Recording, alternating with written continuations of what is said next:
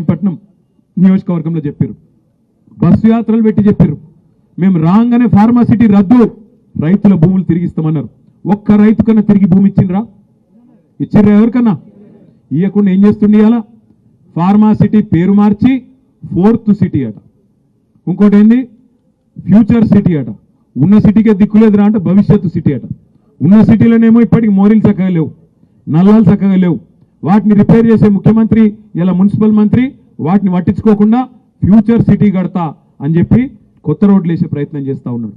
ఇప్పుడే మా తమ్ముడు చెప్పిండు, కొత్త రోడ్డు లేమూరు మీదకి వెళ్ళి ఇంకా 4-5 ఊళ్ళ మీదకి వెళ్ళి 300 ఫీట్ల రోడ్డు చేసి ఆగమాగం చేసి మొత్తానికైతే ఏదో కొత్తగా పేరు సంపాదించుకోవాలని ఆలోచన.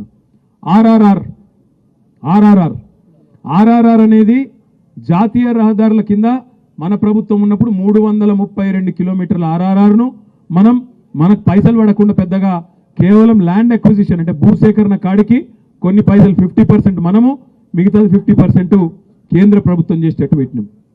ఈ ముఖ్యమంత్రి ఏమంటాడు, పేదవాళ్ళ పథకాల కాడికి వచ్చే వరకేమో పైసలు లేవంటాడు. కానీ ఆర్ఆర్ఆర్ దక్షిణ భాగంలో మాత్రం కేంద్ర ప్రభుత్వం చేయొద్దట, రాష్ట్ర ప్రభుత్వమే చేస్తుందట 13,000 కోట్లు పెట్టి. ఎందుకో ఎరికేనా? ఎందుకంటే వెంకటరెడ్డి గారు రాష్ట్ర రహదారుల భవనాల శాఖ మంత్రి, ఆయన నియోజకవర్గము, ఆయన జిల్లా కాబట్టి అక్కడ కమిషన్ల కోసం కాంట్రాక్టుల కోసం మళ్ళా అలైన్మెంట్ మార్చి అక్కడ తమ వాళ్ళకు సంబంధించిన భూములు కాపాడుకుంటూ కేవలం ఇవాళ కాంట్రాక్ట్ కొంతమంది అస్మదీయులకు ఇచ్చుకునేందుకు ఆర్ఆర్ఆర్ అలైన్మెంట్ మార్చే ప్రయత్నం చేస్తున్నారు. ఒక రియల్ ఎస్టేట్ బ్రోకర్ లెక్క పనిచేస్తున్నాడు రేవంత్ రెడ్డి తప్ప పొరపాటున కూడా ఇవాళ ఒక ముఖ్యమంత్రి లాగా మాత్రం పనిచేస్తలేడు. 6 గ్యారంటీలు ఏమైనా రాబోయ్ అంటే దాని గురించి మాట్లాడాడు. 100 రోజులు అయిపోయింది, 300 రోజులు దాటింది కదా, 100 రోజులు చేస్తా అన్న హామీలు ఏమైనాయి, రుణమాఫీ ఏమైంది, 2,500 ఏడవైంది అంటే దాని గురించి చెప్పడు. మాట్లాడితే మూసి అంటాడు లేదా హైడ్రా. చేయాల్సింది మూసి సుందరీకరణ కాదు, మూసి గబ్బంతా ముఖ్యమంత్రి నోట్లే, వాళ్ళ మంత్రుల నోట్లోనే ఉన్నది. మొదలైతే వాళ్ళ నెత్తుల నిండా గబ్బున్నది. దిక్కుమాలిన మాటలు, దిక్కుమాలిన ఇష్టం వచ్చిన రోత ఉట్టించే మాటలు, మామూలు మనుషులు మాట్లాడే మాటలు కూడా కాదు. ఇడిసిపెట్టాం ముఖ్యమంత్రి, నీ గబ్బు మాటలకు, నీ మంత్రుల చెడ్డ మాటలకు చూస్తా ఊరుకున్నాం చాలా రోజులు. 4-5 ఏళ్ళు ఇష్టం వచ్చినట్టు పిచ్చోన్లే కొరినా ఊకున్నాం. కానీ అలా బాధ్యతలో ఉన్నావు, ఇక్కడ నుంచి వదిలిపెట్టాం. ఆల్రెడీ నేను పరువు నష్టం దావా వేసినా, ముఖ్యమంత్రి మీద కూడా తొందరలోనే పరువు నష్టం దావా వేస్తా. ముఖ్యమంత్రి మీద వేస్తా, నా మీద అడ్డగోలుగా మాట్లాడిన మంత్రి గారిని కూడా ఇడిచిపెట్టా. క్షమాపణ చెప్పేదాకా అటు క్రిమినల్ ఇటు సివిల్ డిఫమేషన్ 2 సూట్లు కూడా వేస్తా, వదిలిపెట్టా అనే మాట కూడా నేను విజ్ఞప్తి చేస్తా ఉన్నా. తప్పే చేయనప్పుడు ఎవరిని అయ్యకు కూడా భయపడం.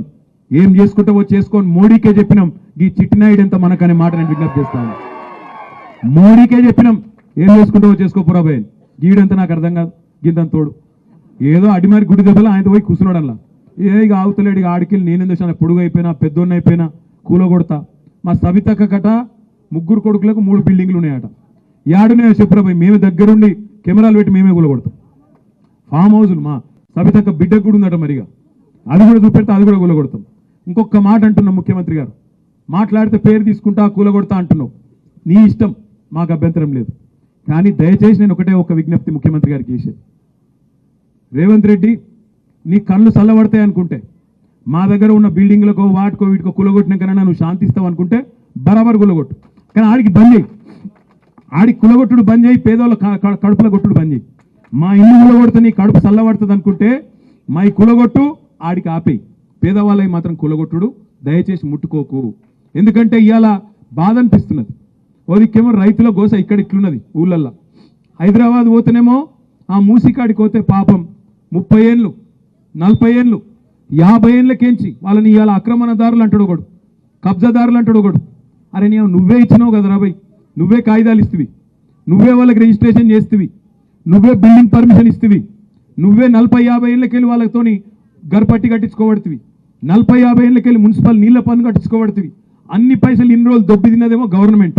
ఇప్పుడేమో వాళ్ళు పేదవాళ్ళందరినీ పట్టుకొని ఇగో వీళ్ళు గరీబ్ గాళ్ళు, వీళ్ళకి ఏ దిక్కు లేదు, బుల్డోజర్ పంపిస్తా, కూలగొడతా, వీళ్ళు కబ్జాకోరులు, అది ఇదని మాట్లాడుతూ ఉన్నాడు.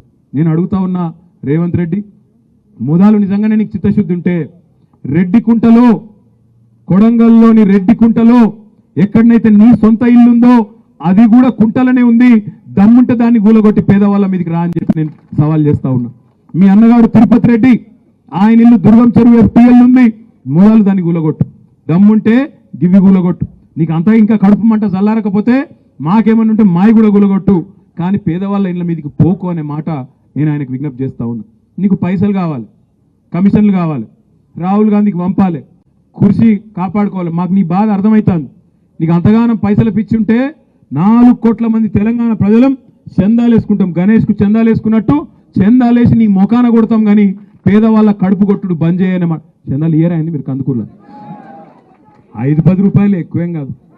రేవంత్ రెడ్డికి 5-10 రూపాయలు ఇచ్చి ఢిల్లీ వాళ్ళ కమిషన్లు పంపుకో, నీ కుర్చీ కాపాడుకో అని చెప్పి అవసరమైతే 4 కోట్ల మంది జోలె పట్టి చందాలు అడుక్కొని ఢిల్లీకి కప్పం కట్టాలి కదా మరి ముఖ్యమంత్రి పదవి కాపాడుకోవాలంటే. అందుకే ఈ పనులన్నీ చేస్తున్నాడు. నేను ఒకటే మీ అందరికి కూడా చేసే విజ్ఞప్తి, మనం గట్టిగా ఉన్న రోజులు రేవంత్ రెడ్డి ఏమనుకుంటుండంటే ప్రజలు పిచ్చోళ్ళు ఇలా అన్ని మర్చిపోతారు, మొదటి సంవత్సరంలో ఇవాళ లొలి పెడతారు, మళ్ళీ ఆఖరి సంవత్సరంకి వచ్చే వరకు మళ్ళీ నేను పుల్లటి మాటలు చెప్తా, మర్చిపోతారు. ఆయనత పోయినసారి తులం బంగారం అన్నా, ఈసారి మా ఆడపిల్లలందరినీ కలిసి ఆయన 10 తులాల బంగారం ఇస్తా అని చెప్తా, నమ్ముతారు. ఆయనత మళ్ళీ నాకే గుద్దుతారు అనుకుంటాను.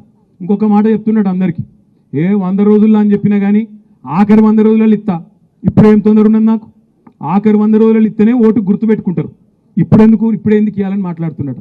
నేను ఒక్కటే మీ అందరికి విజ్ఞప్తి చేసేది, మా ఆడబిడ్డలకు ముఖ్యంగా తారీఖు రాసి పెట్టుకోండి. మొదలు 100 రోజులలో ఇస్తా అన్నాడు. ఆ